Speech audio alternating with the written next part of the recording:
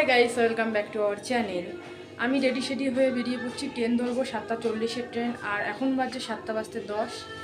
তো এই যে আমরা একদম রেডি হয়ে গেছি, বেরোচ্ছি। ওই যে ট্রলিটা বাইরে রেখে এসে আর ব্যাগটা নিয়ে যাচ্ছে। আর আমি এই যে এতে জল টল নিয়েছি আর সাইডে একটা ঝুলিয়ে ব্যাগ নিয়েছি। তো চলো একদম বেরিয়ে স্টেশনে গিয়েই আমাদের দেখা হচ্ছে।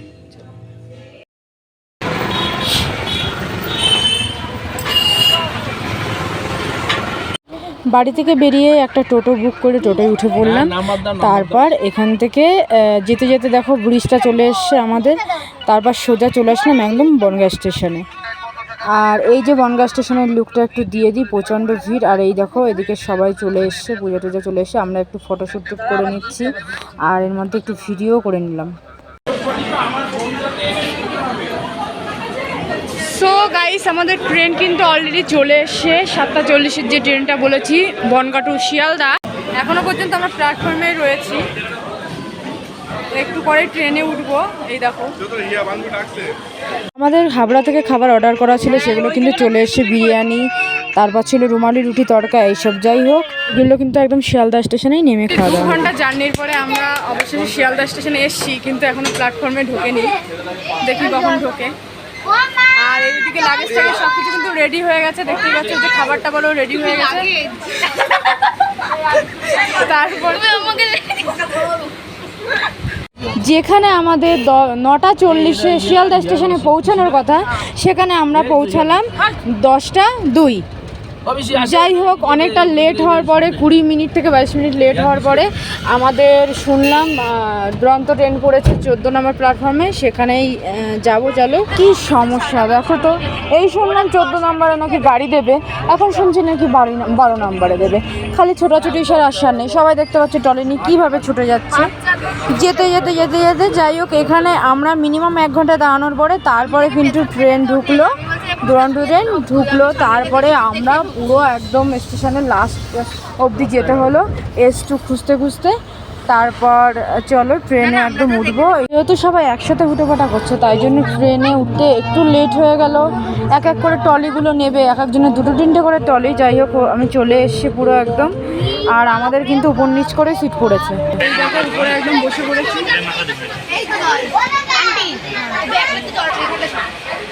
আমার সিটটা কিন্তু উপরেই পড়েছে একদম।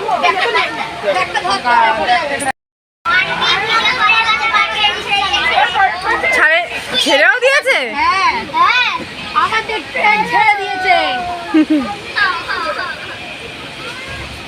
আমার সিটটা কিন্তু উপরে পড়েছে, আর তোমাদের দাদাভাইয়ের সিটটা পুরো ওই মাঝখানে পড়েছে।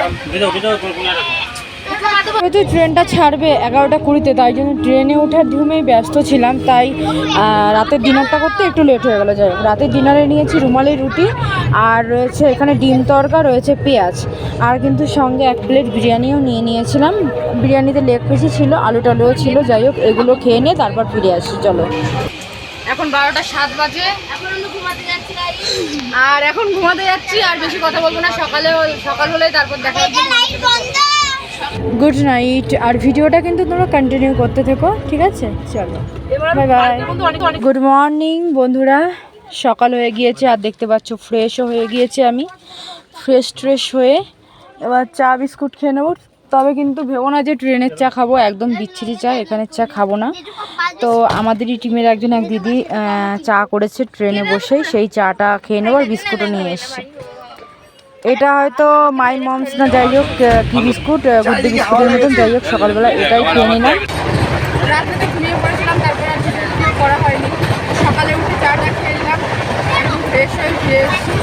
আর ওদিকে সব ব্রেকফাস্ট করতে যাবো দাদাভাইরা। আমি তো ব্রেকফাস্ট করছি এখন। আমাদের মোটামুটি হয়ে গেছে। সকালের ক্লিপটা তোমাদের শেয়ার করা হয়নি। এখন বাজে 7:42, মোটামুটি 9টা থেকে 9:30-র মধ্যে আমরা নিউ জলপাইগুড়ি নেমে পড়বো। নেমে পড়বো তারপর এখন বাজে 9:15। তো এই যে আমরা নিউ জলপাইগুড়িতে নেমে পড়েছি। তো এখান থেকে গাড়ি করে রওনা দেবো দার্জিলিংয়ের উদ্দেশ্যে। তার আগে কিছু কিছু এস্টাবলিশ আমরা ঘুরবো। নেপাল বর্ডার যাওয়ার কথা আছে, দেখি কতদূর কি যাই। তারপর গিয়ে তোমাদের সাথে দেখা হচ্ছে, গাড়ি করে তারপর দেখা হচ্ছে। সেটা তো তোমাদের অবশ্যই দেখাবো, তোমরা ভিডিওটা কন্টিনিউ করতে থাকো।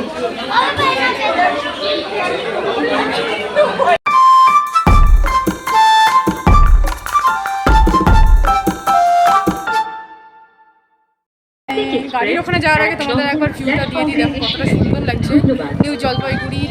আমরা আর কি প্ল্যাটফর্মে তোমার ব্রিজের ওপর রয়েছি, ব্রিজের ওপর এক ধাপ পার করেছি, এখনও অনেকটা উঠতে হবে, ওরা তো সবাই চলে গেছে, আমরা তিনজনই এখানে রয়েছি, ফটোটা তুলছি। চলো এবার নিচে যাওয়া যাক।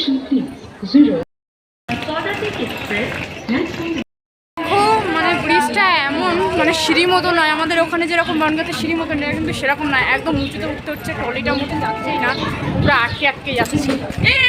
তো যাই হোক, আর পূজার তো ব্যাগটা পড়েই গেছে যেতে যেতে, ভিডিও করতে গিয়ে ব্যাগটা পড়েই গেছে। যাই হোক, আমার এখনো পড়েনি।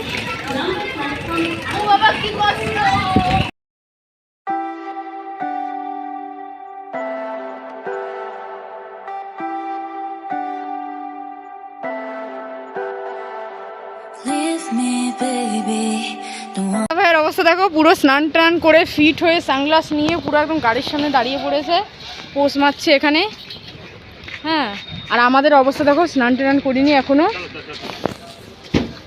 চলো তাহলে সামনে এগোই।